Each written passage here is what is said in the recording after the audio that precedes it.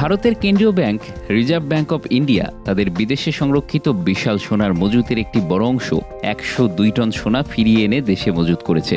এই সোনা এতদিন ছিল যুক্তরাজ্যের ব্যাংক অব ইংল্যান্ডের ভল্টে। তবে কেন এমন পদক্ষেপ? কেন বিদেশে রাখা সোনাকে দেশে ফিরিয়ে আনা হলো? এসব নিয়ে নানা প্রশ্ন দেখা দিয়েছে। এই সোনা ফিরিয়ে আনার পুরো প্রক্রিয়াটা ছিল অত্যন্ত গোপনীয়। রিজার্ভ ব্যাংক অব ইন্ডিয়া ও ভারত সরকারের নির্দিষ্ট মিশনে বিশেষ ফ্লাইট ও কঠোর নিরাপত্তা ব্যবস্থার মধ্য দিয়ে একে ভারতে আনা হয়েছে। বিশ্লেষকরা মনে করেন এ পদক্ষেপের পেছনে অন্যতম কারণ আন্তর্জাতিক ক্ষেত্রে ক্রমবর্ধমান ঝুঁকি। সাম্প্রতিককালে রাশিয়ার বিদেশে রাখা সম্পদ জব্দ করেছে পশ্চিমা বিশ্ব, যা অন্যান্য দেশের জন্য সতর্ক সংকেত হিসেবে কাজ করেছে।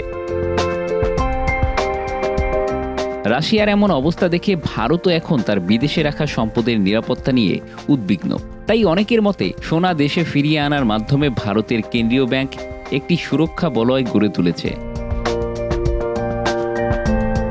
ভারতের বৈদেশিক মুদ্রা বা সম্পদের রিজার্ভে স্বর্ণের অবস্থান বরাবরই গুরুত্বপূর্ণ। রিজার্ভ ব্যাংক অব ইন্ডিয়ার সর্বশেষ প্রতিবেদনে বলা হয়েছে তাদের মোট স্বর্ণ মজুতের পরিমাণ দাঁড়িয়েছে 855 টনে, যার অর্ধেকের বেশি দেশের ভেতরেই রাখা হয়েছে। সোনা রাখা হয় এমনভাবে যাতে তা বাজারের মূল্য, ওঠানামা এবং মুদ্রার বিনিময় হারের সঙ্গে সম্পর্কিত ঝুঁকি থেকে রক্ষা পায়। আর্থিক সংকট ও মূল্যস্ফীতি চলাকালে সোনা মোটামুটি তার মূল্য ধরে রাখতে সক্ষম হয়, যা মুদ্রার তুলনায় অনেক বেশি স্থিতিশীল। দীর্ঘদিন ধরে যুক্তরাজ্যের ব্যাংক অব ইংল্যান্ডে ভারতের সোনার মজুদ ছিল।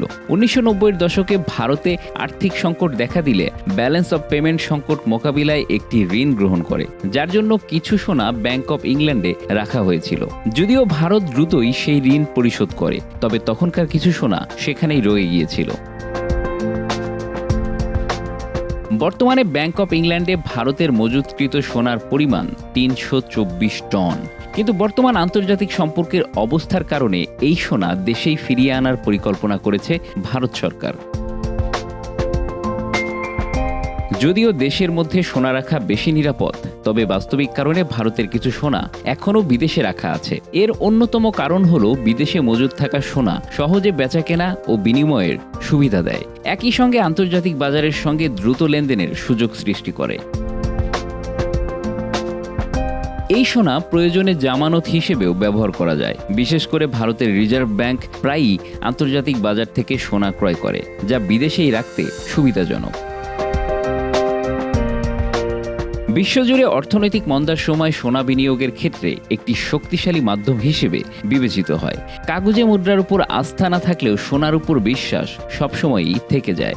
অর্থনৈতিক টানাপোড়েন ও বাজারের ওঠানামা চলাকালীন সোনা একটি নিরাপদ বিনিয়োগ এবং আর্থিক সংকট মোকাবিলার অন্যতম উপায়। Bangla affairs news desk.